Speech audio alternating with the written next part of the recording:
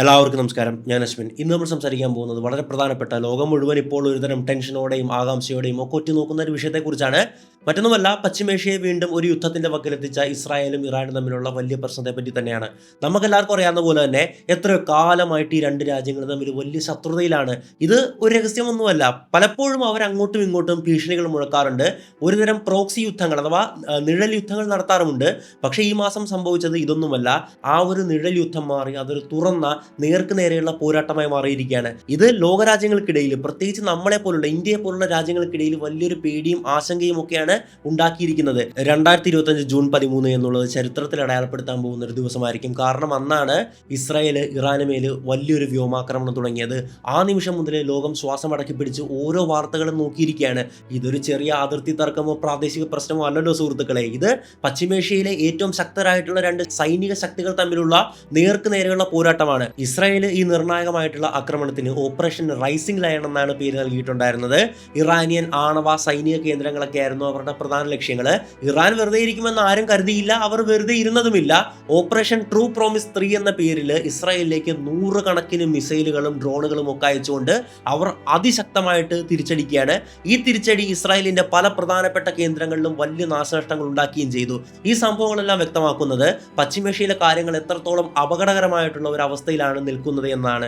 ഇത് വെറും രണ്ട് രാജ്യങ്ങൾ തമ്മിലുള്ള ഒരു യുദ്ധം മാത്രമല്ല, ലോകം മുഴുവൻ വലിയ പ്രശ്നങ്ങൾ ഉണ്ടാക്കാൻ സാധ്യതയുള്ള ഒരു തീപ്പൊരിയാണ്. എണ്ണവില കുതിച്ചു വരുന്നത് മുതൽ ആഗോള കപ്പൽ യാത്രകൾക്ക് തടസ്സങ്ങൾ ഉണ്ടാകുന്നത് വരെ, രാജ്യങ്ങൾ തമ്മിലുള്ള നയതന്ത്ര ബന്ധങ്ങളിൽ വലിയ വിള്ളലുകൾ വരുന്നത് വരെ, അങ്ങനെ ഒരുപാട് പ്രത്യാഘാതങ്ങൾ ഈ യുദ്ധം കാരണം ഉണ്ടാകാം. അതുകൊണ്ട് തന്നെ ഈ വിഷയത്തെക്കുറിച്ച് നമുക്ക് കുറച്ചുകൂടി വിശദമായിട്ടും ആഴത്തിലും സംസാരിക്കാം. ഈ പ്രശ്നത്തിന് പിന്നിലെ യഥാർത്ഥ കാരണങ്ങൾ എന്തൊക്കെയായിരുന്നു, ഇസ്രായേൽ നടത്തിയ ഓപ്പറേഷൻ റൈസിംഗ് ലയൺ എങ്ങനെയാണ് പ്ലാൻ ചെയ്ത് നടപ്പിലാക്കിയത്, അതിന് മറുപടിയായിട്ട് ഇറാന്റെ ഓപ്പറേഷൻ ട്രൂ പ്രോമിസ് 3 എങ്ങനെയായിരുന്നു, ഈ യുദ്ധം ഈ മേഖലയ്ക്ക് നമ്മുടെ വലിയ ലോകത്തിനും എന്ത് സന്ദേശമാണ് നൽകുന്നത്, പിന്നെ ഏറ്റവും പ്രധാനമായിട്ട് ഇത് നമ്മളെ, അതായത് ഇന്ത്യ എങ്ങനെയാണ് ബാധിക്കാൻ പോകുന്നത്, ഈ കാര്യങ്ങളെല്ലാം നമുക്ക് ഓരോന്നായി വിശദമായിട്ട് തന്നെ നോക്കാം. കഴിയുന്നവർ ഇപ്പോൾ തന്നെ ഈ വീഡിയോ ഒന്ന് ലൈക്ക് ചെയ്ത് വെച്ചേക്കുക. അങ്ങനെയെങ്കിൽ മാത്രമേ അടുത്ത വീഡിയോസൊക്കെ നിങ്ങളുടെ ഫീഡിലേക്ക് റെക്കമെൻഡേഷൻ ആയിട്ട് വരത്തുള്ളൂ. അപ്പോൾ നമുക്ക് ആദ്യം ഈ വലിയ പ്രശ്നത്തിന്റെ വേരുകളിലേക്ക് ഇറങ്ങിച്ചെല്ലാം. ഇതെങ്ങനെയാണ് തുടങ്ങിയെന്ന് നോക്കാം. ഈ ഇസ്രായേൽ ഇറാൻ ശത്രുത എന്നത് ഇന്നോ ഇന്നലെ തുടങ്ങിയ ഒന്നല്ല. അതിന്റെ ചരിത്രം പതിറ്റാണ്ടുകൾ പിന്നോട്ട് പോകും. ഒരു കാലത്ത് സുഹൃത്തുക്കളായിരുന്ന രണ്ട് രാജ്യങ്ങൾ എങ്ങനെയാണ് ശത്രുക്കളായി മാറിയത് എന്നത് വലിയൊരു കഥ തന്നെയാണ്. ഇറാനാണെങ്കിൽ ഇസ്രായേൽ എന്നൊരു രാജ്യത്തിന്റെ നിലനിൽപ്പിനെ തന്നെ ചോദ്യം ചെയ്യുമ്പോൾ, ഇസ്രായേൽ ആകട്ടെ ഇറാൻ ഒരു ആണവ ബോംബ് ഉണ്ടാക്കുമോ എന്നുള്ളതിനെ തങ്ങളുടെ നിലനിൽപ്പിന് നേരെയുള്ള ഏറ്റവും വലിയ ഭീഷണിയായിട്ടാണ് കാണുന്നത്. ഈ ദീർഘകാലത്തെ ശത്രുതയ്ക്ക് പിന്നിൽ ഒരൊറ്റ കാരണമൊന്നുമല്ല കേട്ടോ. പലതരത്തിലുള്ള രാഷ്ട്രീയവും മതപരവും തന്ത്രപരവുമായിട്ടുള്ള ഒരുപാട് കാരണങ്ങൾ കെട്ടുപിണഞ്ഞാണ് കിടക്കുന്നത്. ഇതിൽ ഏറ്റവും പ്രധാനപ്പെട്ട ഒരു കാരണം നേരത്തെ സൂചിപ്പിച്ചതുപോലെ തന്നെ ഇറാന്റെ ആണവ പരിപാടിയെക്കുറിച്ചുള്ള ഇസ്രായേലിന്റെ അടങ്ങാത്ത പേടിയാണ്.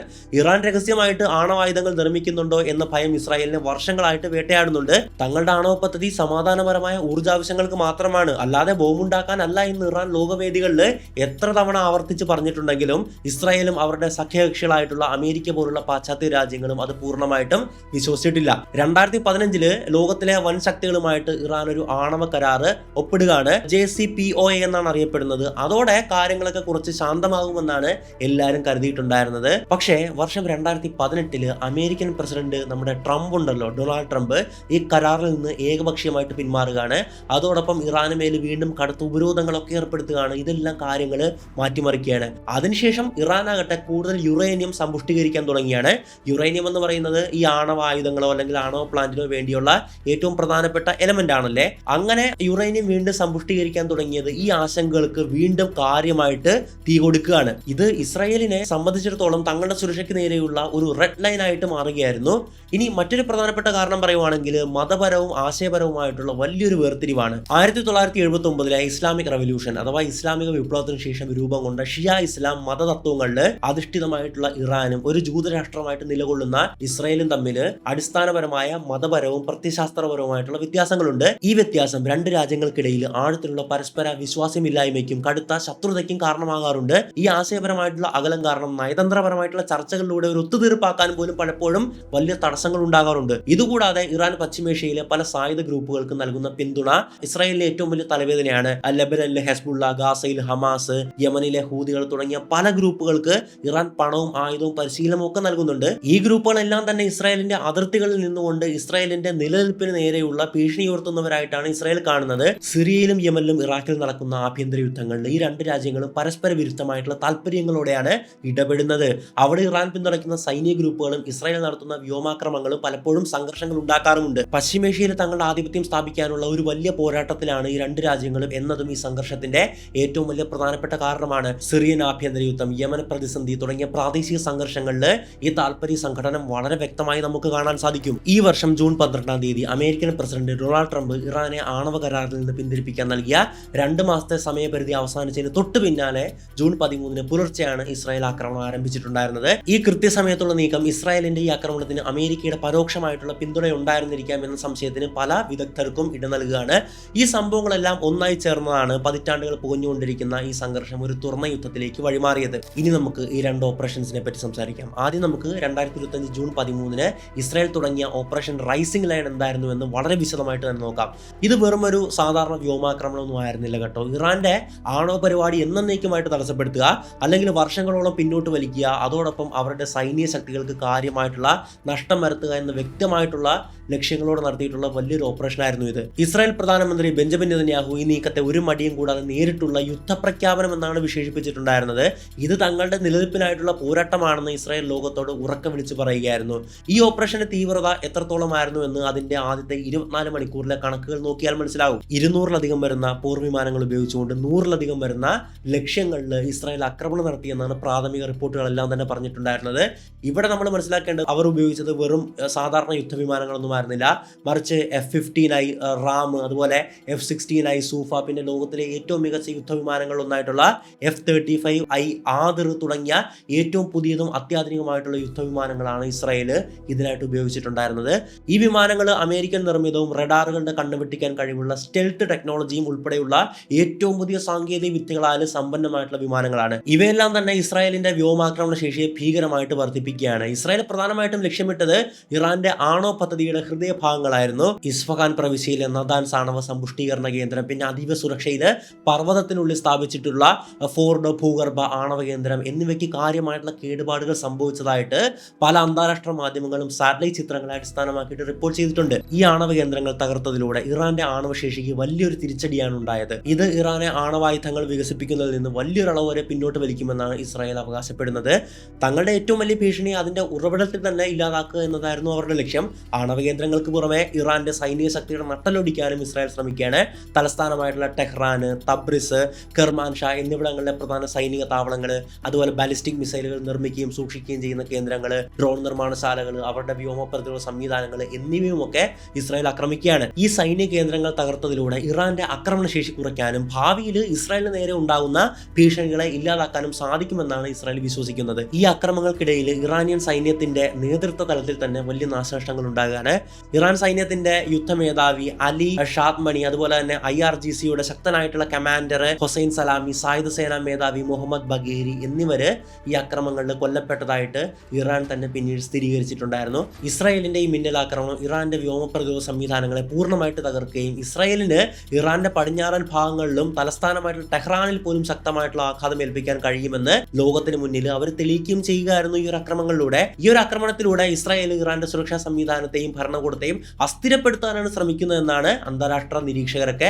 വിലയിരുത്തിയിട്ടുണ്ടായിരുന്നത്. ഒരു സമ്പൂർണ്ണ യുദ്ധത്തിലേക്ക് നീങ്ങുകയാണെങ്കിൽ തങ്ങൾക്ക് ഇറാനിൽ എവിടെയും എപ്പോൾ വേണമെങ്കിലും ആക്രമിക്കാൻ കഴിയുമെന്നൊരു ശക്തമായിട്ടുള്ള സന്ദേശം നൽകാനാണ് ഇസ്രായേൽ ഈ നീക്കത്തിലൂടെ ശ്രമിച്ചിട്ടുണ്ടായിരുന്നത്. ഇനി നമുക്ക് ഓപ്പറേഷൻ ട്രൂ പ്രോമിസ് 3 പറ്റി സംസാരിക്കാം. ഇസ്രായേൽ നടത്തിയ ഓപ്പറേഷൻ റൈസിംഗ് ലയൺ വലിയൊരു പ്രഹരം തന്നെയായിരുന്നു, അതിൻ്റെ അകത്ത് സംശയമൊന്നുമില്ല. എന്നാൽ അതിന് മറുപടി നൽകാതെ പിന്മാറാന് ഇറാൻ എന്ന രാജ്യം തയ്യാറായിരുന്നില്ല. ഇറാന്റെ മറുപടി ഓപ്പറേഷൻ ട്രൂ പ്രോമിസ് 3 എന്ന പേരിലാണ് വന്നത്. ഇത് വെറുമൊരു പ്രതികാര നടപടിയൊന്നും ആയിരുന്നില്ല, മറിച്ച് ഇസ്രായേലിന്റെ ലോകപ്രശസ്തമായ വ്യോമ പ്രതിരോധ സംവിധാനങ്ങളുടെ പരിമിതികൾ എത്രത്തോളം ഉണ്ടെന്ന് ലോകത്തെ കാണിക്കാനും തങ്ങളുടെ മിസൈൽ ശേഷി എത്രത്തോളം ശക്തമാണെന്ന് പ്രകടിപ്പിക്കാനുമുള്ള ഒരു തന്ത്രപരമായിട്ടുള്ള നീക്കം കൂടിയായിരുന്നു ഇത്. ഇസ്രായേൽ വ്യോമാക്രമണം തുടങ്ങി ഏകദേശം 24 മണിക്കൂറിന് ശേഷം, അതായത് 2025 ജൂൺ 14 പുലർച്ചെ 1 മണിയോടെ ഇറാൻ ഡസൻ കണക്കിന് ബാലിസ്റ്റിക് മിസൈലുകളും ക്രൂയിസ് മിസൈലുകളും 100 കണക്കിന് ചാവേർ ഡ്രോണുകളും ഇസ്രായേലിലേക്ക് ഒരുമിച്ച് തൊടുത്തുവിടുകയാണ്.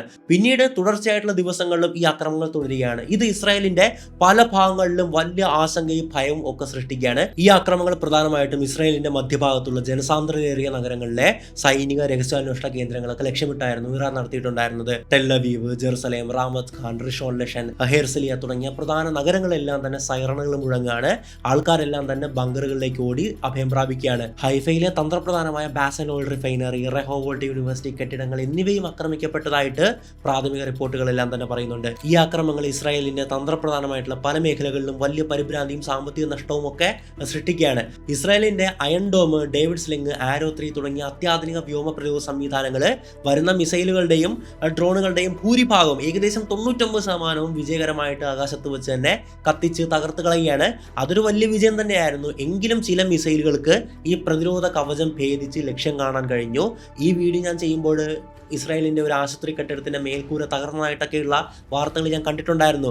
അപ്പോൾ ഇതെന്നുള്ളത് ഇറാന്റെ മിസൈൽ ആക്രമണത്തിന്റെ തീവ്രതയും അവരുടെ സാങ്കേതിക വിദ്യയുടെ വളർച്ചയുമാണ് കാണിക്കുന്നത്. റിഷോൺ ലഷനിലെ ഒരു ജനവാസ കേന്ദ്രത്തിലെ കെട്ടിടത്തിൽ നേരിട്ട് മിസൈൽ പതിക്കുകയാണ്. അതിൽ 2 പേര് കൊല്ലപ്പെടുകയും 20ലധികം പേർക്ക് പരിക്കേൽക്കുകയും ചെയ്യുകയാണ്. വടക്കൻ ഇസ്രായേലിലെ തമ്ര എന്ന അറബ് ടൗണിൽ ഒരു സ്ത്രീയും അവരുടെ 2 പെൺമക്കളും ഈ ഒരു മിസൈൽ ആക്രമണത്തിൽ ദാരുണമായിട്ട് കൊല്ലപ്പെടുകയാണ്. മൊത്തത്തിൽ 60ഓളം വരുന്ന സാധാരണക്കാർക്ക് പരിക്കേറ്റതായിട്ട് പല കണക്കുകൾ സൂചിപ്പിക്കുന്നുണ്ട്. ഈ കണക്കുകൾ യുദ്ധം എത്രത്തോളം ഭീകരമാണെന്നും അതിന്റെ ഏറ്റവും വലിയ ഇരകൾ എപ്പോഴും സാധാരണക്കാരാണെന്നും വ്യക്തമാക്കുകയാണ്.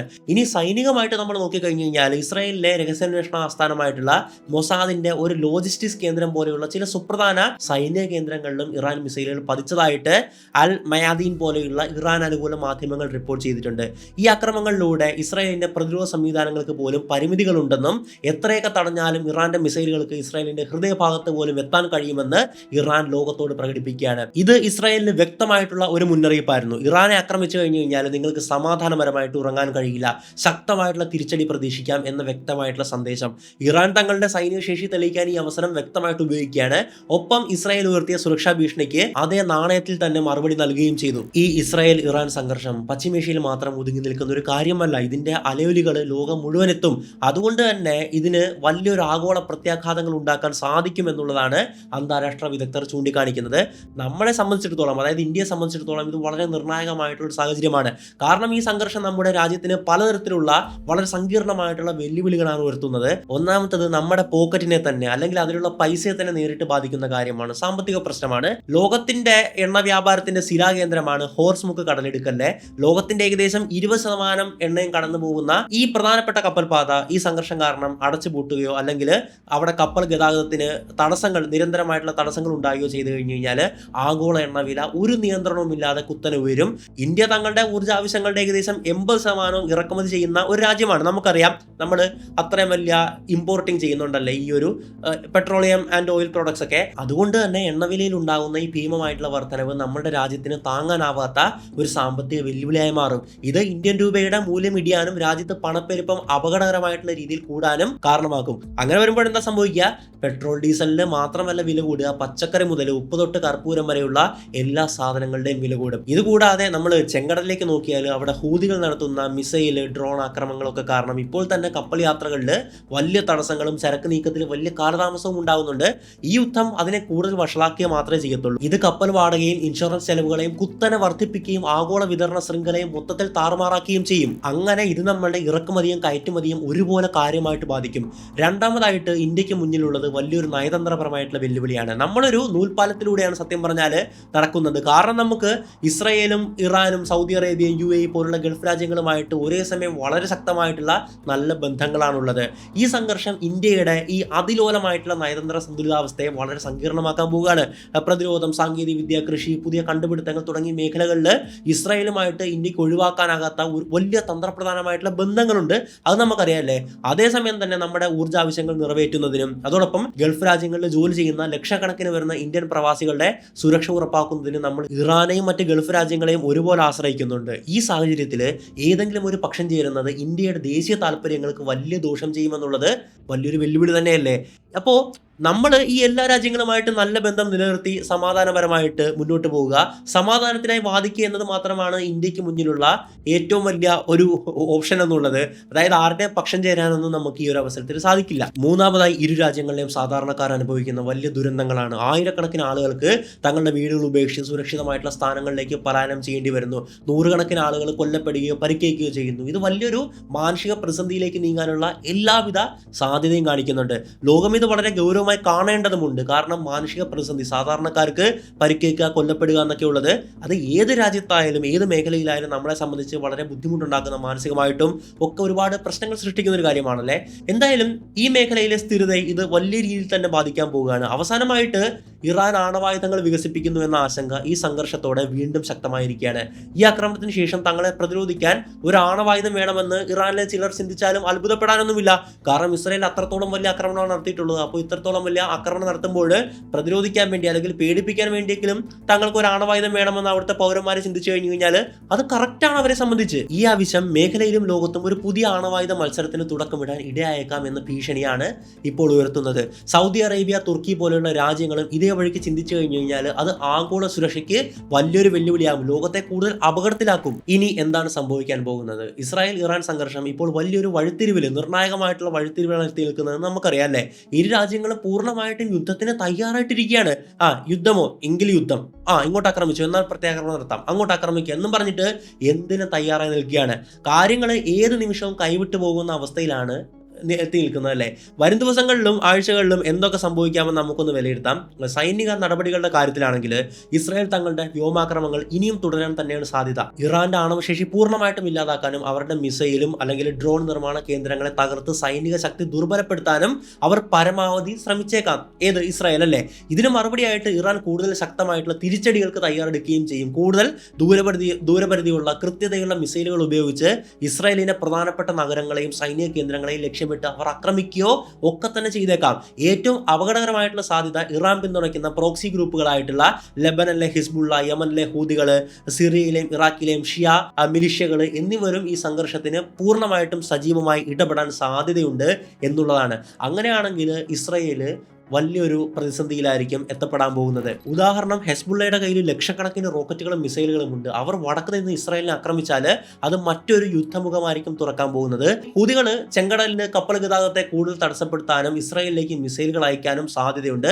ഇത് ലെബനൻ, യമൻ, സിറിയ, ഇറാഖ് എന്നിവിടങ്ങളിലേക്ക് സംഘർഷം അതിവേഗം വ്യാപിപ്പിക്കാനിടയാക്കും. നയതന്ത്ര ഇടപെടലുകളുടെ കാര്യത്തിൽ ലോകരാഷ്ട്രങ്ങൾ സംഘർഷം ലഘൂകരിക്കാൻ തീവ്രമായിട്ടുള്ള ശ്രമങ്ങൾ നടത്തുന്നുണ്ട്. America, UN, European union, Russia, China തുടങ്ങിയ പല രാജ്യങ്ങളും ഇരുപക്ഷത്തോടും സംയമനം പാലിക്കാൻ ആവശ്യപ്പെടുന്നുണ്ട്. സമാധാന ചർച്ചകൾക്ക് മുൻകൈ എടുക്കാൻ ശ്രമിക്കുന്നുണ്ട്.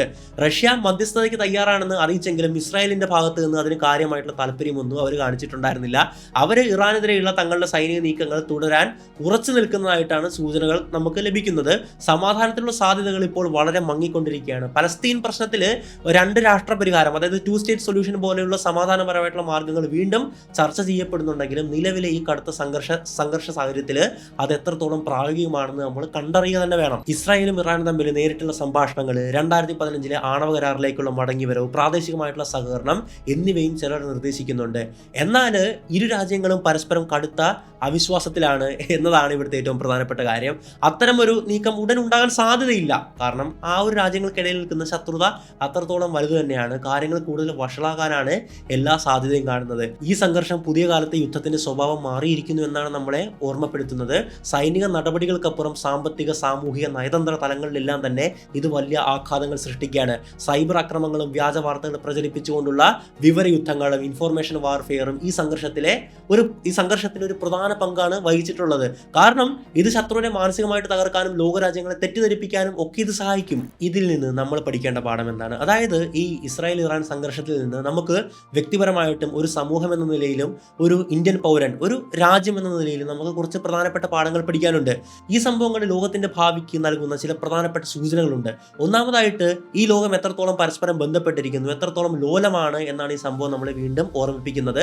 പശ്ചിമേഷ്യയിലെ ഒരു സംഘർഷം എങ്ങനെയാണ് യൂറോപ്പിലെയും ഏഷ്യയിലെയും വിപണികളെ ബാധിക്കുന്നത്, എങ്ങനെയാണ് ആഗോള സമ്പദ് വ്യവസ്ഥയും രാഷ്ട്രീയത്തെയും നമ്മുടെ എല്ലാം ഊർജ്ജ സുരക്ഷയും ബാധിക്കുന്നത് എന്നൊക്കെയാണ് നമ്മളിപ്പോൾ നേരിട്ട് കണ്ടുകൊണ്ടിരിക്കുന്നത്. അതിനെപ്പറ്റിയാണ് നമ്മൾ ചർച്ച ചെയ്യുന്നത്. അവിടെ നടക്കുന്ന യുദ്ധം കാരണം ഇന്ത്യയിൽ ഉണ്ടാകാൻ പോകുന്നത് വലിയ സാമ്പത്തിക പ്രതിസന്ധിയാണല്ലേ. അപ്പോൾ ആ ഒരു ഓർമ്മപ്പെടുത്തൽ വളരെ പ്രധാനപ്പെട്ടതാണ്. അതായത് മറ്റൊരു രാജ്യത്തിന്റെ അതിർത്തിക്കുള്ളിൽ നടക്കുന്ന കാര്യങ്ങൾ പോലും ലോകം മുഴുവൻ വലിയ പ്രത്യാഘാതങ്ങൾ ഉണ്ടാക്കാമെന്ന് ഇത് വ്യക്തമാക്കുന്നു. അതുകൊണ്ട് തന്നെ ലോകത്തെവിടെയും സമാധാനം നിലനിൽക്കേണ്ടത് ഏതെങ്കിലും ഒരു രാജ്യത്തിന്റെ മാത്രമല്ല എല്ലാവരുടെയും കൂട്ടമായിട്ടുള്ള ഒരു ഉത്തരവാദിത്തമാണ്. അതുകൊണ്ട് തന്നെയാണ് പണ്ട് നമ്മൾ ഇന്ത്യക്കാർ മുന്നോട്ട് വെച്ച ആശയം ലോകാ സമസ്ത സുഖിനോ ഭവന്തു, അല്ലെ? ലോകമെമ്പാടുമുള്ള എല്ലായിടത്തും സുഖമായിട്ടിരിക്കട്ടെ, ശാന്തി സമാധാനം ഉണ്ടാകട്ടെ എന്ന് തന്നെയാണ് നമ്മളുടെ രാജ്യത്തിന്റെ അടിസ്ഥാനപരമായിട്ടുള്ള ഒരു തത്വം. രണ്ടാമതായിട്ട് നയതന്ത്രത്തിന്റെയും സംഭാഷണത്തിന്റെയും പ്രാധാന്യമാണ് ഇത് അടിവരയിടുന്നത്. ഏറ്റവും വലിയ ശത്രുക്കൾക്കിടയിൽ പോലും സംസാരിക്കാനുള്ള വഴികൾ എപ്പോഴും തുറന്നിടേണ്ടത് വളരെ അത്യാവശ്യമാണ്. ആ വഴികൾ അടയുമ്പോഴാണ് യുദ്ധങ്ങൾ ഉണ്ടാകുന്നത്. തുറന്നതും ആത്മാർത്ഥവുമായിട്ടുള്ള ആശയവിനിമയത്തിലൂടെ മാത്രമേ ഇത്തരം വലിയ സംഘർഷങ്ങളെ നമുക്ക് ഒഴിവാക്കാനും സമാധാനപരമായിട്ടുള്ള പരിഹാരങ്ങളിൽ എത്താനും സാധിക്കത്തുള്ളൂ. സൈനിക നടപടികൾക്ക് മുൻഗണന നൽകാതെ നയതന്ത്രപരമായിട്ടുള്ള ശ്രമങ്ങൾക്ക് ഊന്നൽ നൽകേണ്ടതിന്റെ പ്രാധാന്യമാണ് ഈ യുദ്ധം നമ്മളെ ഓർമ്മിപ്പിക്കുന്നത്. മൂന്നാമതായിട്ട് യുദ്ധം മാനവരാശിക്ക് വരുത്തിവെക്കാവുന്ന ദുരന്തങ്ങൾ ഒഴിവാക്കാൻ സമാധാനപരമായിട്ടുള്ള പരിഹാരങ്ങൾക്ക് മുൻഗണന നൽകേണ്ടത് എത്രത്തോളം അത്യാവശ്യമാണെന്നാണ് നമ്മൾ ഈ ഒരു സംഭവം കൊണ്ട് കാണുന്നത്. കാരണം നിരപരാധികളായിട്ടുള്ള സാധാരണക്കാരുടെ ജീവനും സ്വത്തിനും ഈ യുദ്ധം വലിയ നാശനഷ്ടങ്ങളാണ് ഉണ്ടാക്കാൻ പോകുന്നത്. മാനുഷിക പ്രതിസന്ധികൾ ഒഴിവാക്കാൻ വേണ്ടി യുദ്ധത്തിന് പകരം ചർച്ചകളിലൂടെയും സമാധാനപരമായിട്ടുള്ള ഉടമ്പടികളിലൂടെയും പ്രശ്നങ്ങൾ പരിഹരിക്കാൻ ഇരു രാജ്യങ്ങളും അല്ലെങ്കിൽ ലോകമെമ്പാടും പ്രശ്നങ്ങളിലുള്ള എല്ലാ രാജ്യങ്ങളും തയ്യാറാകണം. അതാണ് മനുഷ്യരാശിയുടെ നിലനിൽപ്പിന് ആവശ്യം. നാലാമതായിട്ട് ഊർജ്ജ സുരക്ഷയുടെ പ്രാധാന്യം ഈ സംഘർഷം വളരെ വ്യക്തമായിട്ട് കാണിച്ചു തരുന്നു. എണ്ണ, അതുപോലെ നാച്ചുറൽ ഗ്യാസ് വിതരണത്തിൽ ഉണ്ടാകുന്ന ചെറിയൊരു തടസ്സം പോലും ഒരു രാജ്യത്തിന്റെ സമ്പദ് വ്യവസ്ഥയെ എത്രത്തോളം തകിടം മറിക്കുമെന്ന് നമ്മൾ കണ്ടു. അതുകൊണ്ട് ഇന്ത്യ പോലെയുള്ള രാജ്യങ്ങൾ ഊർജ്ജ സുരക്ഷ ഉറപ്പാക്കുന്നതിൽ കൂടുതൽ ശ്രദ്ധിക്കണം. കാരണം നമ്മൾ 80% എണ്ണയും മറ്റ് പെട്രോളിയം പ്രോഡക്റ്റുകളും മറ്റ് രാജ്യങ്ങളിൽ നിന്നാണ് നമ്മൾ ഇമ്പോർട്ട് ചെയ്യുന്നതല്ലേ. അപ്പോൾ ഇതൊക്കെ തടസ്സപ്പെട്ട് കഴിഞ്ഞ് കഴിഞ്ഞാൽ നമ്മൾ വലിയ പ്രതിസന്ധിയിലാകും ആകാൻ പോകുന്നത്. അതുകൊണ്ട് തന്നെ ബദൽ മാർഗ്ഗങ്ങളായിട്ടുള്ള സോളാർ, വിൻഡ്, ഹൈഡ്രജൻ പവർ പ്ലാന്റുകൾ ഒക്കെ കൂടുതൽ വികസിപ്പിക്കുകയും അതോടൊപ്പം മറ്റ് രാജ്യങ്ങളെ ഡിപ്പെൻഡ് ചെയ്യുന്നത് ഒരു ലോങ് ടൈമിൽ, അതായത് ദീർഘകാലത്തേക്ക് നമ്മൾ അത് പതുക്കെ കുറച്ചു കൊണ്ടുവരാൻ ശ്രമിക്കുകയും വേണം. നമ്മുടെ രാജ്യത്തിന്റെ ഭാവിക്ക് അത് വളരെ അത്യന്താപേക്ഷിതമാണ്. അപ്പോൾ എന്തായാലും ഇതൊക്കെ തന്നെയാണ് ഇറാൻ ഇസ്രായേൽ സംഘർഷത്തെക്കുറിച്ച് പുറത്തു വരുന്ന വാർത്തകൾ. പതിറ്റാണ്ടുകളായിട്ട് പുകഞ്ഞുകൊണ്ടിരുന്ന ഒരു ശത്രുത ഒരു തുറന്ന യുദ്ധത്തിലേക്ക് വഴിമാറിയത് ലോകത്തിന് തന്നെ വലിയ ആശങ്കയായിട്ട്, അല്ലെ, വലിയൊരു ഭീഷണിയാണ് ഉയർത്തുന്നത്. ഈ സംഘർഷം ആഗോള തലത്തിൽ തന്നെ സാമ്പത്തികവും നയതന്ത്രപരമായിട്ടുള്ള വലിയ പ്രത്യാഘാതങ്ങൾ ഉണ്ടാക്കാൻ സാധ്യതയുണ്ട്. അതിന്റെ തുടക്കം നമ്മൾ കണ്ടു കഴിഞ്ഞതാനും. ഈ യുദ്ധം പശ്ചിമേഷ്യ എന്ന തന്ത്രപ്രധാനമായിട്ടുള്ള മേഖലയുടെ ഭാവി എങ്ങനെയായിരിക്കും എന്നൊരു വലിയ ചോദ്യചിഹ്നമാണ് ഇപ്പോൾ ലോകത്തിന്റെ മുമ്പിൽ ഉയർത്തുന്നത്. ഈ വിഷയത്തിൽ നിങ്ങളുടെ കാഴ്ചപ്പാട് എന്താണ്? നിങ്ങൾക്ക് തോന്നുന്നത് എന്താണ്? ഈ സംഘർഷം ലോകത്തെ, പ്രത്യേകിച്ച് ഇന്ത്യ എങ്ങനെ ബാധിക്കും? അല്ലെങ്കിൽ അങ്ങനെ നിങ്ങൾ കരുതുന്നുണ്ടോ? ഇനി സമാധാനം പുനഃസ്ഥാപിക്കാൻ എന്ത് മാർഗ്ഗങ്ങളാണ് നമുക്ക് സ്വീകരിക്കാൻ കഴിയുക? കമന്റുകളിൽ തീർച്ചയായിട്ടും നിങ്ങളുടെ വിലയേറിയ അഭിപ്രായങ്ങൾ അറിയിക്കണം. കമന്റ് ബോക്സ് എന്നുള്ളത് എപ്പോഴും നല്ലൊരു ചർച്ചാവേദിയാണല്ലോ. അപ്പോൾ നിങ്ങളുടെ അഭിപ്രായങ്ങളും ആശയങ്ങളും അതോടൊപ്പം ഈ വീഡിയോ പറ്റിയിട്ടുള്ള നിർദ്ദേശങ്ങളുണ്ടല്ലോ, ഇപ്പോൾ അവതരണത്തിലെ പോരായ്മ, വീഡിയോ ക്വാളിറ്റി, ഓഡിയോ ക്വാളിറ്റി എന്നൊക്കെ തന്നെയായാലും അവിടെ കമന്റ് ചെയ്യുക. അതൊക്കെ നമുക്ക് ഏറ്റവും ഉപകാരപ്രദമായിട്ടുള്ള കാര്യങ്ങൾ കൂടെയാണ്. അപ്പോൾ എന്തായാലും മറ്റൊരു വീഡിയോയിൽ മറ്റൊരു നല്ല വിഷയമായിട്ട് നമുക്ക് വീണ്ടും കാണാം. എസ്മി അശ്വിൻ മടപ്പള്ളി സൈനിങ് ഔട്ട്.